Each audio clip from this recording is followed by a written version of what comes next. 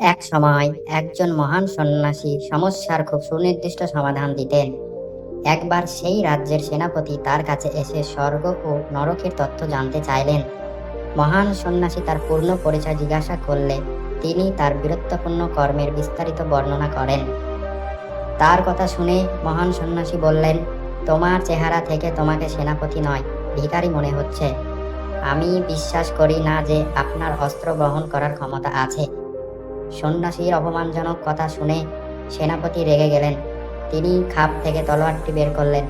তা দেখে সন্ন্যাসী হাসতে হাসতে বললেন, আচ্ছা, তুমিও তলোয়ার রাখো। এটি হয়তো কাঠের তৈরি হতে পারে, লোহার তৈরি হলে এতক্ষণে হাত থেকে পড়ে যেত। এখন কমান্ডার নিয়ন্ত্রণের বাইরে। রাগে তার চোখ লাল হয়ে গেল এবং সে সন্ন্যাসীকে আক্রমণ করার জন্য প্রস্তুত হলো। তখন মহান সন্ন্যাসী গম্ভীরভাবে বললেন, এটাই একমাত্র নরক।